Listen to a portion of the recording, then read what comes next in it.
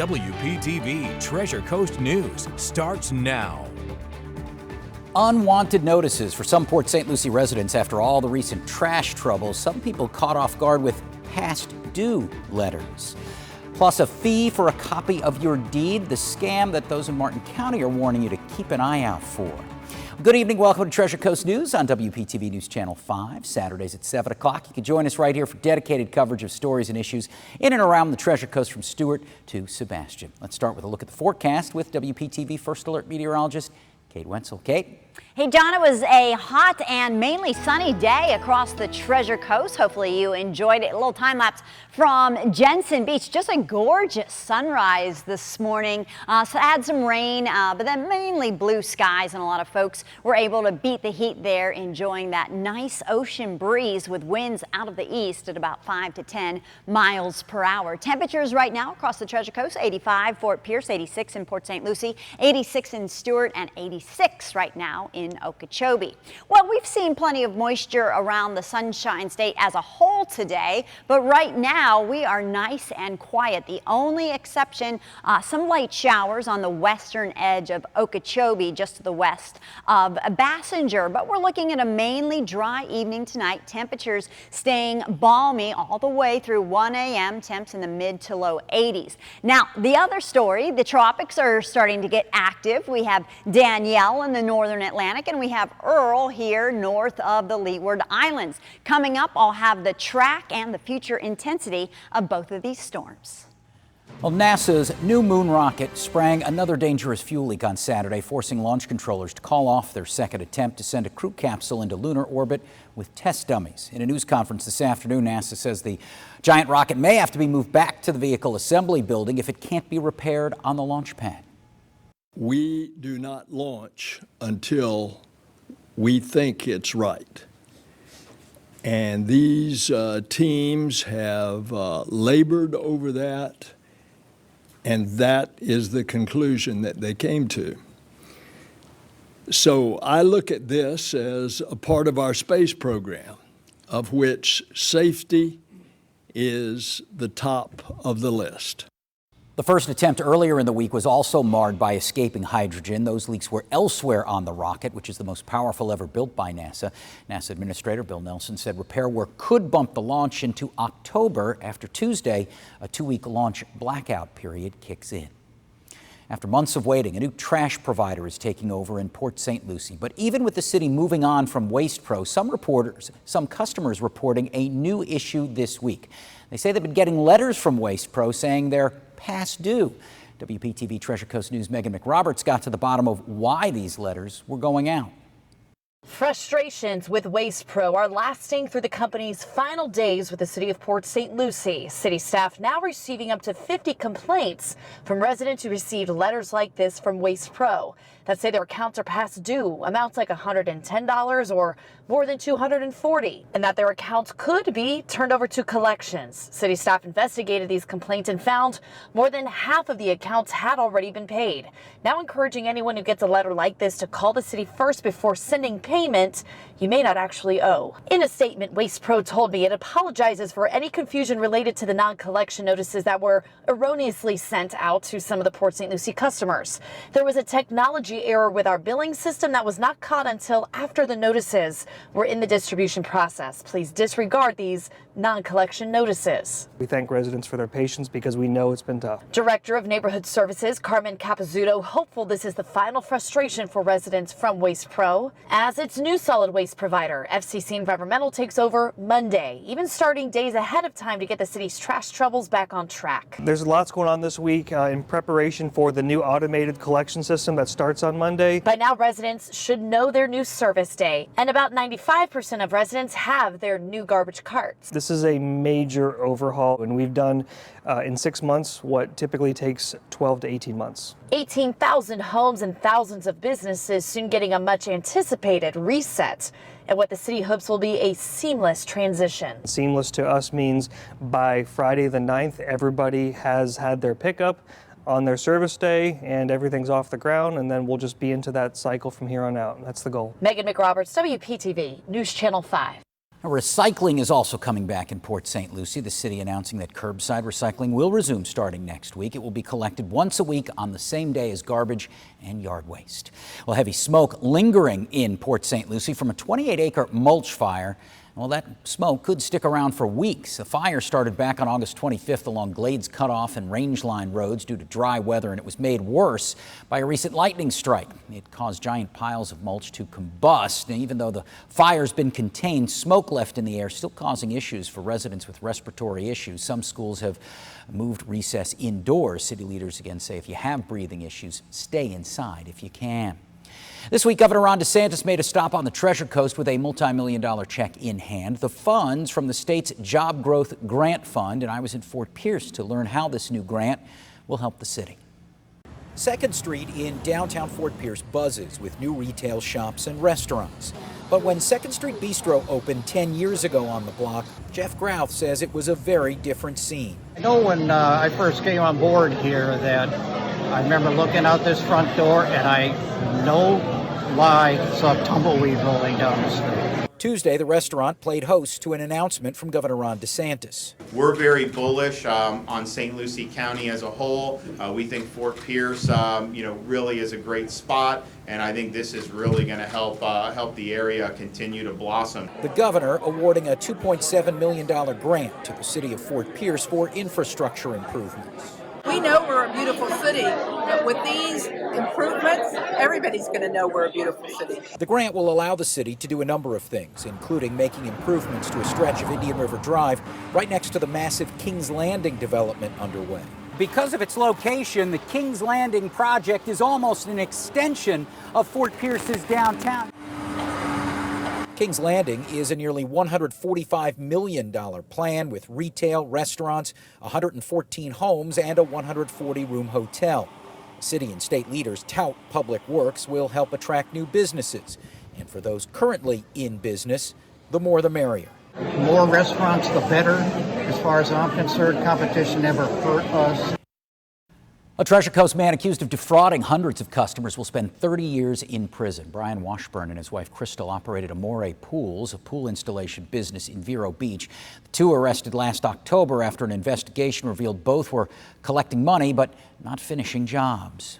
It was more than we expected, and I believe that it was fair. It's such an invasion of a person's home and their family and their finances to take advantage of people like that. Now, Crystal Washburn remains in jail as she attempts to get her bond reduced to a lower amount. Right now, it's set at more than $700,000. The judge said he would issue a written decision on that request next week. A warning for homeowners tonight across the Treasure Coast. The Martin County property appraiser says solicitation letters are periodically being mailed out to residents, and they often encourage you to pay a fee for a copy of a deed and property profile. Now, in this instance, an $89 fee was charged for the information, but remember, all of your property information can be obtained for free through the property appraiser's website, and you do not have to pay for these services. A local police officer retiring after 2 decades on the job. Patrol Officer Don Paris with the Port St. Lucie Police Department had an emotional farewell this week. He received scores of well wishes from his brothers and sisters in blue, including this special message. Hey, it's Kristen on behalf of me and the rest of the ER staff. Congratulations on your retirement. We love you.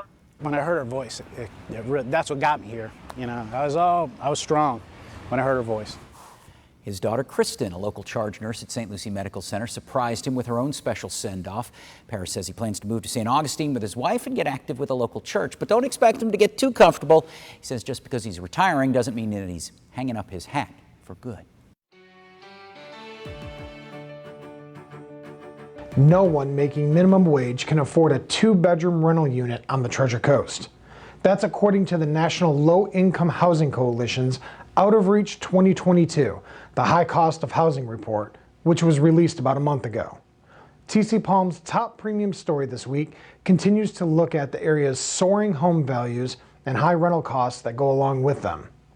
The housing report shows most residents must earn at least double Florida's $10 minimum wage to afford rent in Indian River, St. Lucie, and Martin counties.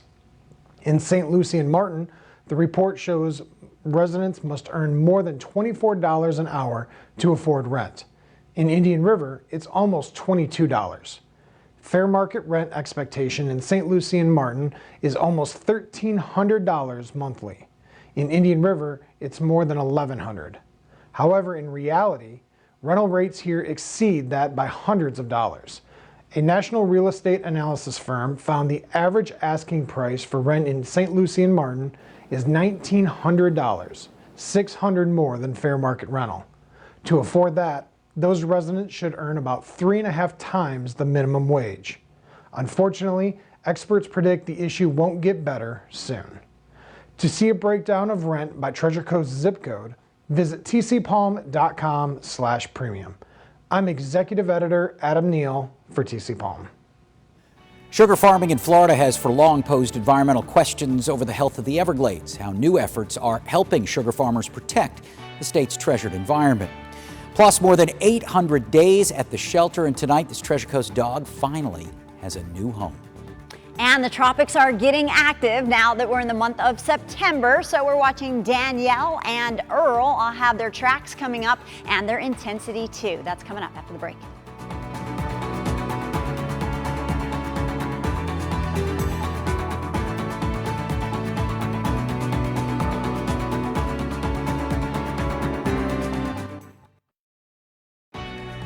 This is WPTV Treasure Coast News. The Everglades are a treasured part of South Florida's environment and a critical habitat for countless plant and animal species. And now, new numbers show efforts to reduce the amount of excess nutrients flowing into the Everglades are working to protect it.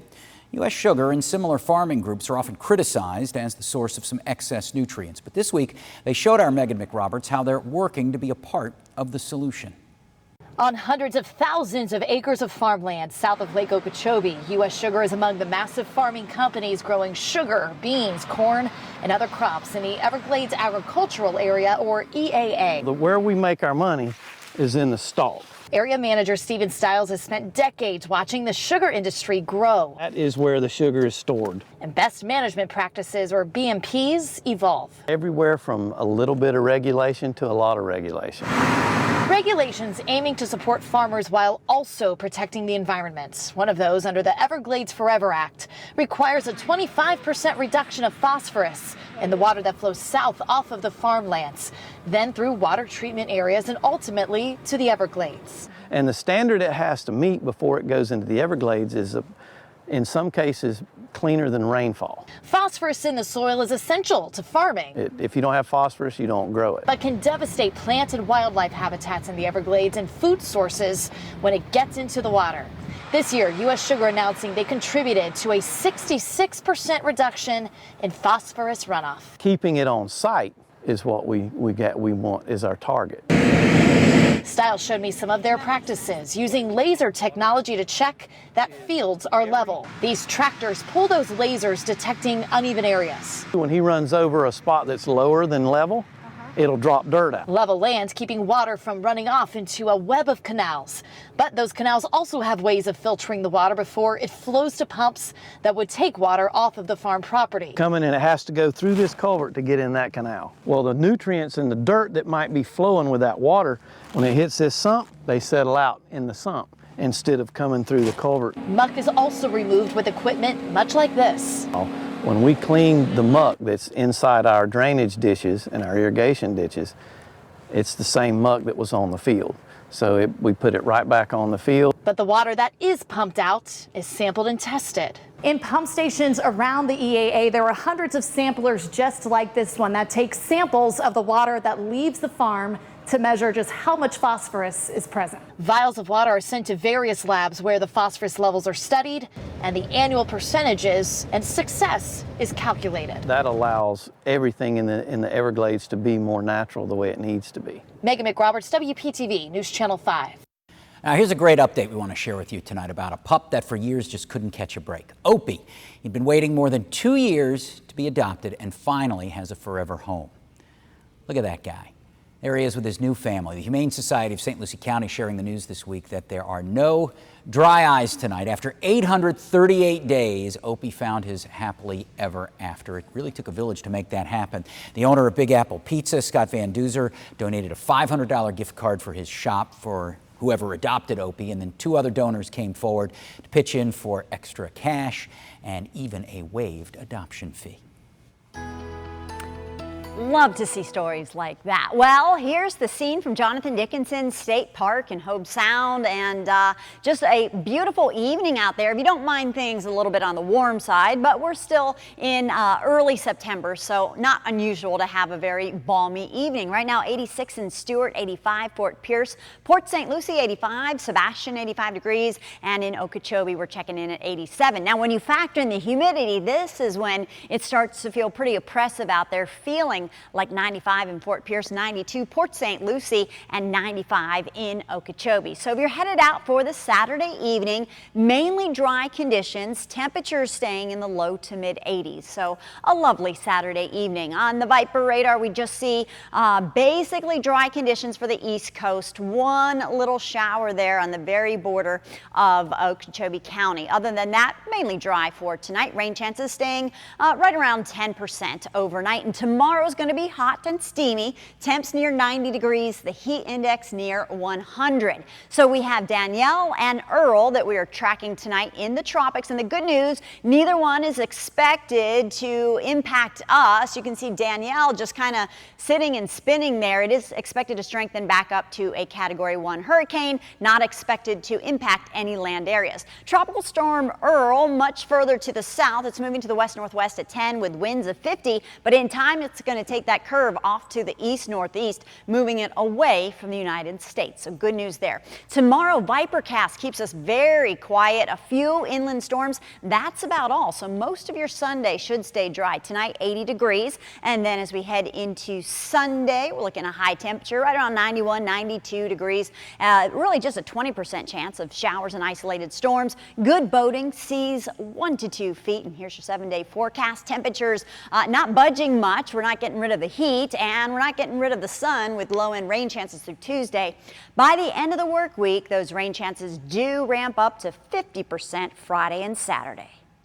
Okay, thanks. The opioid crisis hits close to home for many families in our area. In honor of Overdose Awareness Day, which was this past week, Cameron Leppinger spoke with those remembering and honoring their loved ones who were lost to addiction. Well, here at Veterans Park at Rivergate, a special candlelight vigil was held to not only raise awareness, but also help with the healing process for those who have lost a loved one due to substance abuse. Here along the St. Lucie River, Wednesday night, dozens joined in solidarity for the 2nd annual International Overdose Awareness event. Nick Morrissey. They read names and lit candles to honor precious lives lost to substance abuse. She died in 2019. It never gets easier. The loss is always there.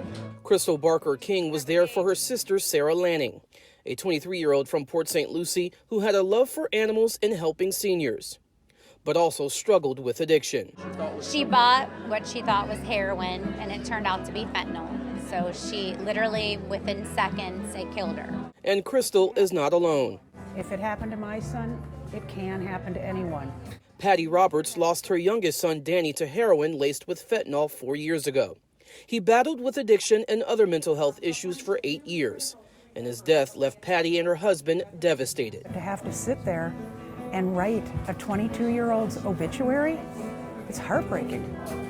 The kid didn't even get a start yet, and yet his life is ended. Here in Port St. Lucie, there have been 16 overdose deaths this month alone, compared to 18 total last year. Patty started this event, and she says the goal is to help bring awareness to the opioid epidemic and also reduce the stigma associated with substance abuse. It's a disease, no different than diabetes or heart conditions, and we need to support those who are in recovery, give them hope, because there is hope. And tonight, the group honored a total of 75 people who died from substance abuse. Reporting in Port St. Lucie, I'm Cameron Leppinger. Back to you. Here are your Treasure Coast sports highlights with the ESPN 106.3 sports team. What's going on, my friends? Tyree Smith from ESPN 106.3. Week 2 of high school football come and gone, and so many great highlights from some Treasure Coast teams. So I'm going to stop all my blabbing and talking and show you exactly what went down. The Jensen Beach Falcons paid a visit to the Dwyer Panthers Thursday night. Both teams were 1-0, looking to add to the win column. Dwyer was unable to contain the run and opened up the door for running back Dennis Palmer. He had 2 touchdowns on the ground to help lead the Falcons to a 24-10 victory. And it's tough road games like the one on Thursday that will prep Jensen for later in the season. We don't dodge anybody. We're coming back down here next week to play Wellington. So I always tell my team, if you can play the Wellingtons and the Dwyers and compete on a high level, when it's time for you to be in the district, I think you'll be a well-seasoned, well-groomed team and ready to go. Palm Beach County teams are tough anyway. They're just, they're tough all the time. So for us to come down here and squeak out a win here in Dwyer, I'm really excited about it. Number 1 Vero Beach hosted a Treasure Coast versus Palm Beach County battle last night. Number 7 Palm Beach Gardens was in town. Vero Beach showing why they are the top-ranked team in the area. Vandravius Jacobs showing why he's the top-rated player on the ESPN Top 63 list. Vero Beach was dominating last night. They knocked off Palm Beach Gardens 34-0. Fighting Indians hit the road for the first time next week at Port St. Lucie. Palm Beach Gardens heads into rivalry week where they will host Dwyer in 6 days. And that's a look at sports. Summer fun and heading to the pool, well, they go hand in hand, but we'll show you where they're not having a lot of fun these days as they try to address an ongoing lifeguard shortage. It's been a hot Florida summer. When are they not? And if you're looking to go to one of 3 county pools to cool off in St. Lucie County, you need to choose your time wisely. WPTV Treasure Coast News' Joel Lopez has the reasons why and what's being done to keep the pools open before the summer's officially over. Staffing shortages on the lifeguard stand are shutting down pools in St. Lucie County. I think we would be open like 24/7 since we're in Florida. Lifeguard Aviana Gates says it's been a pretty hot summer and worries how families will cool off if pools are closed. Even like some people, they don't go to the beach because it's more like family friendly with like kids. Some of them don't know how to swim and it's more like safer for them other than the beach. A total of 3 pools will either be closed or have adjusted hours, one of which is Ravenswood Pool in Port St. Lucie. Another is the Boatwright Pool here in Fort Pierce. And the third is the Lakewood Park Pool, also in Fort Pierce. Our schools don't have pools here in St. Lucie County. We rely on community pools. Amanda Mack is the swim coach for St. Lucie West Centennial High School and says without lifeguards, her swimmers have been left out to dry. The kids don't get lessons, they can't have open swim time. It limits them greatly. The county says the shortage is in part due to seasonal college students leaving town. So they're hoping to recruit high school students that are at least 16 years old and can be lifeguard certified. We need more swimmers. So in order to get more swimmers, we need more lifeguards. They're also considering increasing lifeguard pay to retain more staff. Joel Lopez, WPTV News Channel 5. And a last look at your weather for Sunday and Monday. Pretty much a repeat performance of what we saw today. Hot and humid, highs in the low 90s.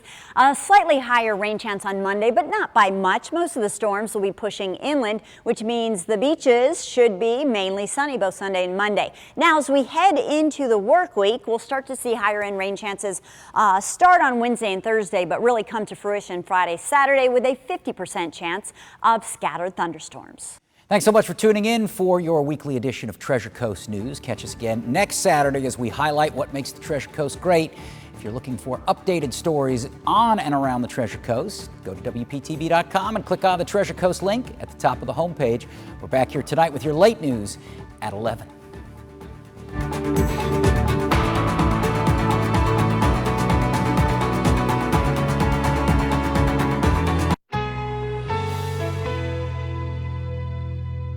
Now, your local news on your schedule.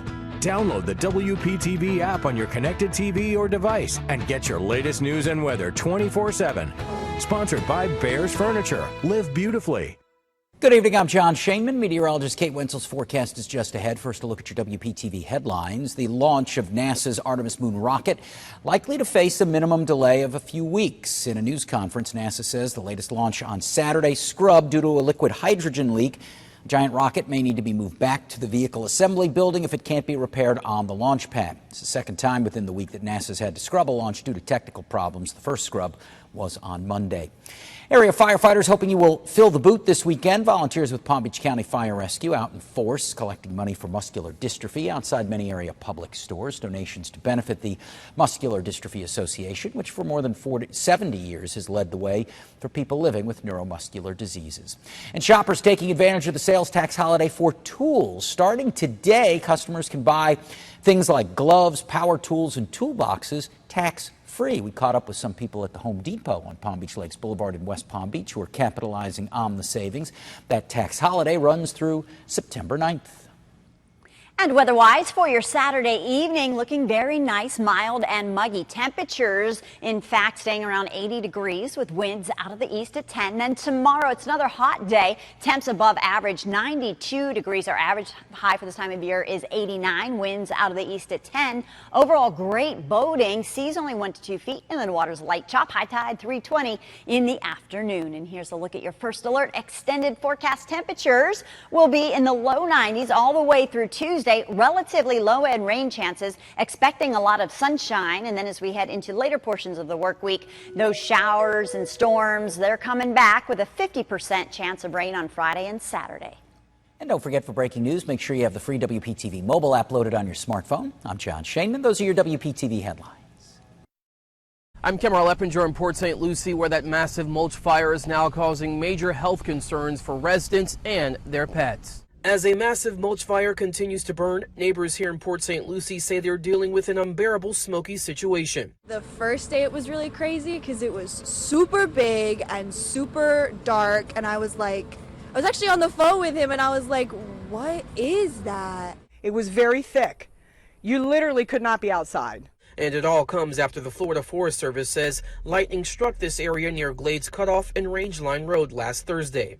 The strike, along with the dry conditions, caused piles of mulch and debris to catch fire.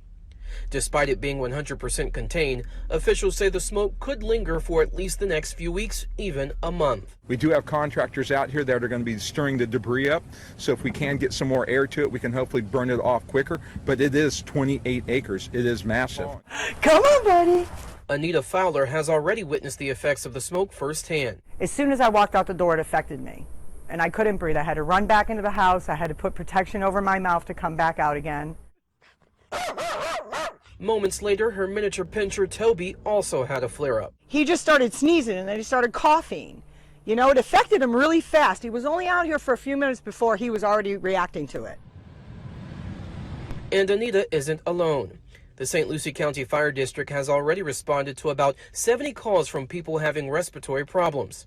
Some students with asthma at Tradition Prep High were also sent home early, while other schools moved recess indoors. Now, fire officials here in Port St. Lucie are advising residents to avoid the outdoors and stay inside when it's smoky in the area, and to also keep the AC running. And if you're having difficulty breathing, don't hesitate to call 911. Reporting in Port St. Lucie, I'm Cameron Leppinger.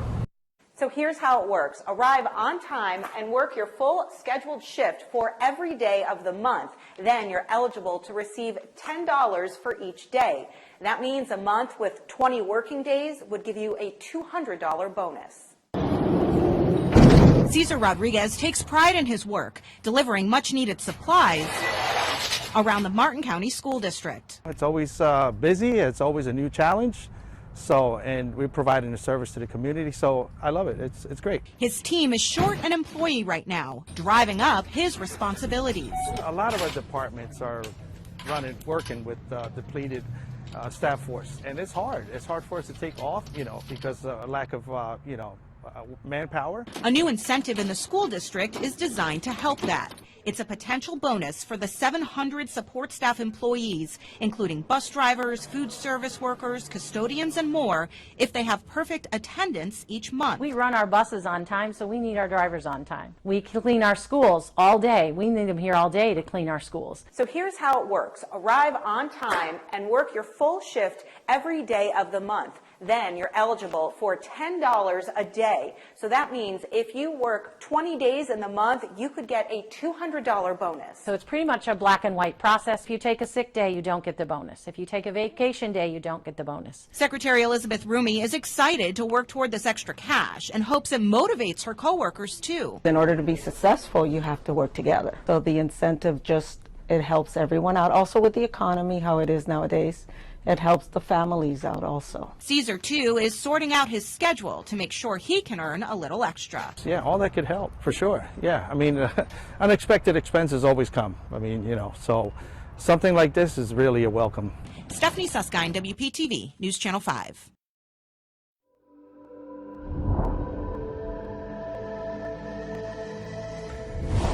Police in Tupelo, Mississippi say a pilot stole a plane and made threats to intentionally crash into a Walmart store. The Benton County Sheriff's Office identified the pilot as Corey Patterson. Authorities say it was around 5 o'clock Saturday morning. The pilot called 911 to make the threat. The Walmart, a restaurant, and gas station near the shopping center were evacuated. Patterson landed the plane in a field near Ashland, northwest of Tupelo, a little after 10 a.m. local time. Fortunately, no one was injured in the incident. Patterson is now facing charges of grand larceny and terroristic threats. NASA once again stopped an attempt to launch its new moon rocket.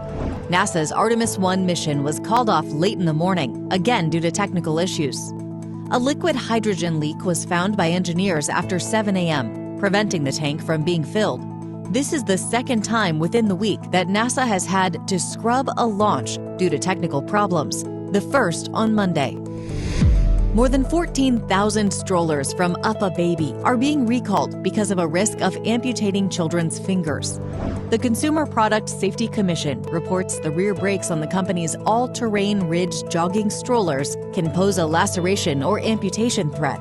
According to the CPSC, a child who wasn't in the stroller at the time had to have a fingertip amputated. The strollers were sold nationwide in numerous retailers, including Bye Bye Baby and Amazon. Parents should return the stroller for free replacement parts.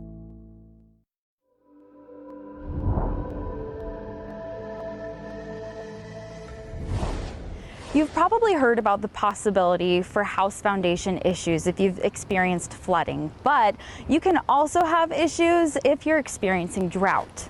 This end of the house could be moving this direction, which also corresponds to the crack I found on the other side of the foundation over here. If you've ever noticed cracks like these in or around your home, foundation experts say it might be time to call a professional. Largest investment for most people is their home. So when was this house built?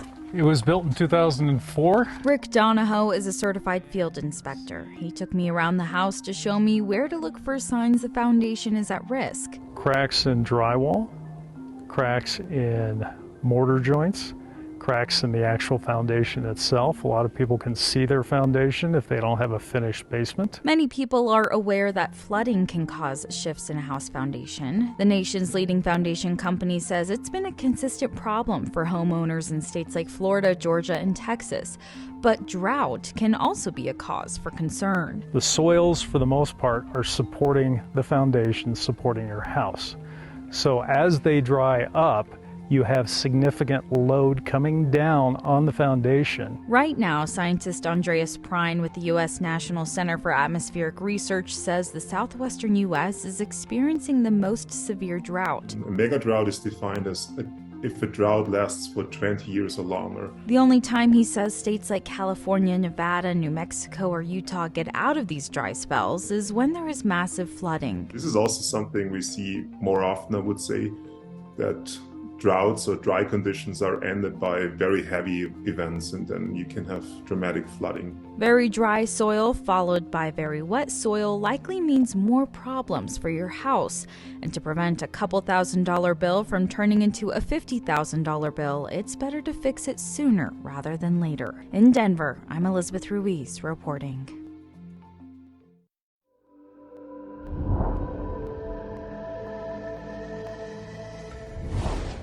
As a woman of faith, Andrea Somerville often leans on the church in times of uncertainty. When it comes time to sit down and really read the Bible, you can't really read it with your eyes. You have to read it with your spirit. These days, though, she has been relying on this place of salvation a bit more than usual. Sometimes your health is a mystery.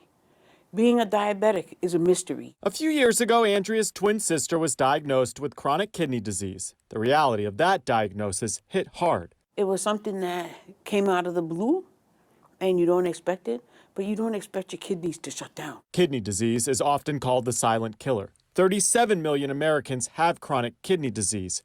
Being at high risk is something always on Andrea's mind. It makes you sit there and think, Lord, please don't ever let me have to go through that. But there is a growing push to get more Americans screened early for kidney disease, right at home.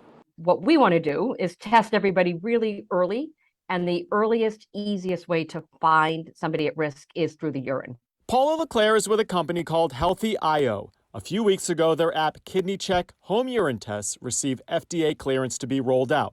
No trip to the doctor's office is needed. In the U.S., we went with chronic kidney disease first because it's such a large problem. Using a urine sample at home, people can run a screening test using their smartphone. Results usually appear in less than a minute. We're not saying you have to have the latest and greatest technology. You just need a smartphone. There are broader implications for all this as well. People of color are 4 times more likely to have chronic kidney disease.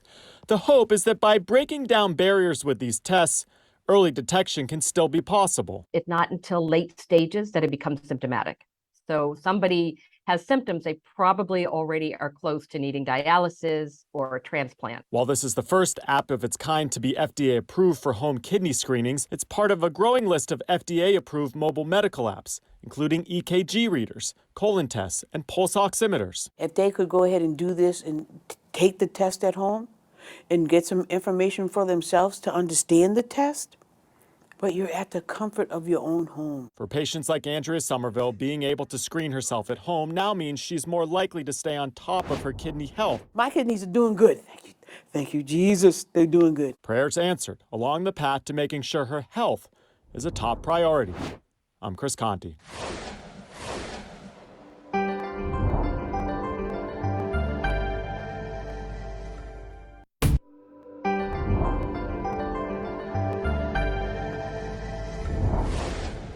How long will you live? It could be an inspiring or scary question, but to a demographer, it's neither. It's a key metric that says a lot about the health of a country, life expectancy. In 1960, the average American's life expectancy was almost 70 years old, according to the World Bank. The U.S. ranked 18th in the world.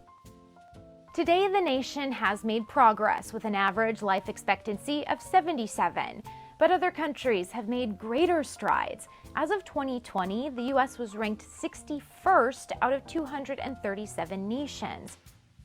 Why have other countries surged ahead, and how could the U.S. improve? To answer these questions, we're focusing on 3 countries: the U.S., the richest country in the world according to the World Bank, Japan, the 3rd richest, and Chile, ranked 43rd. We spoke to Joseph Chammy. He's the former director of the United Nations Population Division. The U.S. was doing very well right after World War II in 1950-55 relative to those countries. During the post-war boom, Americans benefited from medical advances like penicillin and open heart surgery. Japanese men had a life expectancy of 24 during the war, thanks in part to combat and food shortages. Japan's life expectancy was lower than the U.S. in the early 50s. Of course, they have to rebuild their societies. The new Japanese government passed 32 health laws between 1946 and 1955, aimed at regulating doctors and nurses, requiring school lunches, reducing pollution, and preventing infectious disease. Japanese life expectancy shot up 14 years between 1947 and 1955, according to government data. In the case of Chile, it was even more remarkable. Chileans' life expectancy was 54 years old in 1950. Chile, in particular, saw a dramatic increase in life expectancy. They were able to provide healthcare systems, developing that, preventive care, dropping infant mortality rates and child mortality rates. Meanwhile, in 1961, Japan established universal health insurance. The government covered half of everyone's medical costs. But there are many factors in Japan that were contributing to lower mortality. One of them, of course, was diet and obesity, eating more fish and more vegetables than the American diet. Americans lived longer as the 20th century progressed, but we also developed some unhealthy habits. The diets started increasing with greater and greater reliance on prepared foods, commonly called junk foods. More and more people involved in work and doing less exercise. In the US, and many people are lacking healthcare systems in place, so they are not taking preventive action early enough to deal with illnesses. Especially the last 20, 30 years, drug addiction, opioids have become an epidemic level proportion. Obesity has also gotten much higher. In Chile and Japan, they're providing healthcare systems and also supporting people so that they feel integrated in society. They did some comparisons of Japanese who went to Hawaii and California, and you find that they changed their diet, increased obesity, and also lower life expectancy because of that diet change. We're spending a great deal of monies on our healthcare and doing not as well as many other countries, including Japan and Chile. Individual responsibility is certainly one area. Second, providing healthcare systems and adequate services to assist people so that they will live to old age. So many factors determine how long we'll live. But Chami says learning from other countries' successes might help us improve longevity here at home.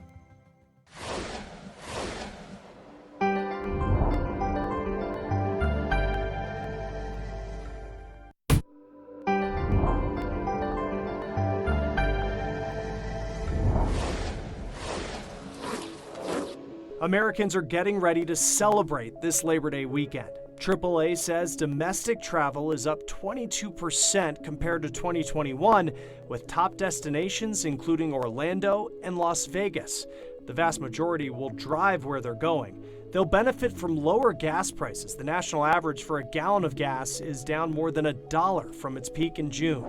An E. coli outbreak linked to lettuce from Wendy's is now impacting 6 states.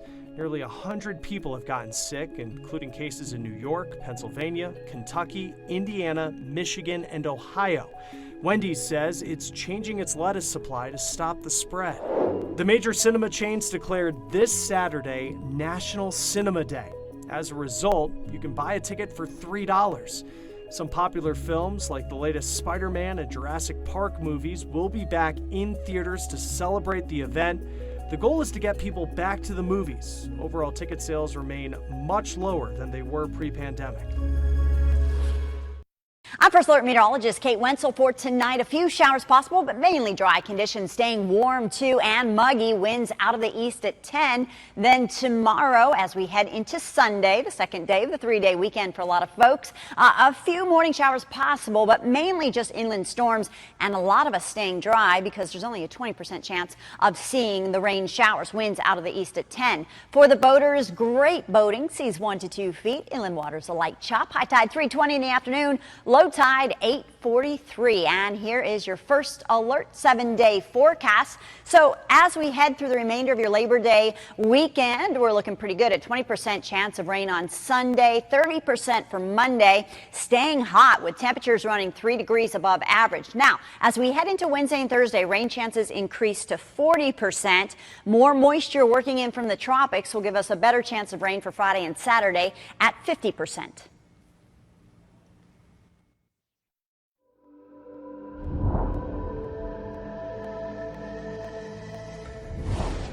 Trevor Self has a job lots of people would envy. Here we've got our seasonal releases. Marketing director for a craft brewery, Mad Tree Brewing. It just won gold at the World Beer Cup. But this year, that dream job has become a bad dream for some brewers struggling with supplier price hikes. Ever since 2020, things have been fluctuating and getting higher. So we're always factoring in, what could possibly be. It's been a rough couple of years for the craft brewing industry. Just like any of us, when we go to the supermarket, they've been dealing with the same inflationary pressures, plus shortages, just on a much bigger scale. People out there are having a tough time getting their hands on cans, or with how much they're having to pay for them. A report in the enthusiast site goodbeerhunting.com says the price of aluminum cans are up 20% in a year, malt up 30% or more, shipping costs up 50%, and labor up 20%.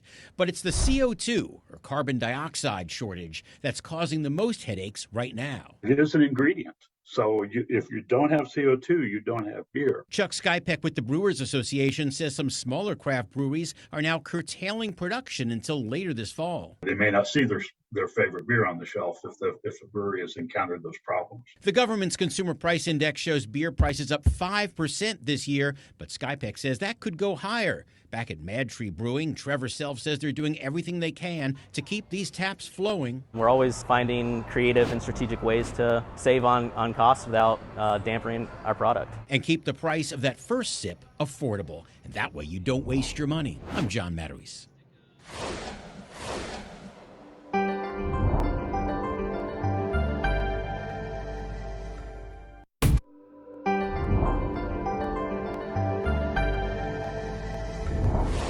People are returning to the workforce in large numbers, almost 800,000 Americans just last month.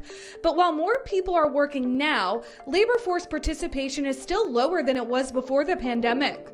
There are still a lot of factors driven by the pandemic and the experience that we've had over the last 2 years that is keeping labor force participation down.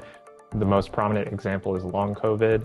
That's still a huge question mark over how many people we can actually get back into the labor force over the long run. According to the data published in early September, the U.S. could not add enough jobs to keep up with all the new workers. Unemployment rose 3.7% in August. That's the highest it's been since February. It's a side effect of the fight against inflation. When the Federal Reserve raised interest rates this year, leaders said the move would likely lead to layoffs and higher unemployment, which would lower demand and hopefully bring down prices. Continuing to see the job gains continue to be strong and sort of the wage increases continue to be there. To me, that signals that the market is still relatively hot. But then again, it's sort of coupled by the fact that you did see this sort of tick up in the unemployment rate and the labor participation rate, which to me signals that we may be on a path to sort of moderation over time.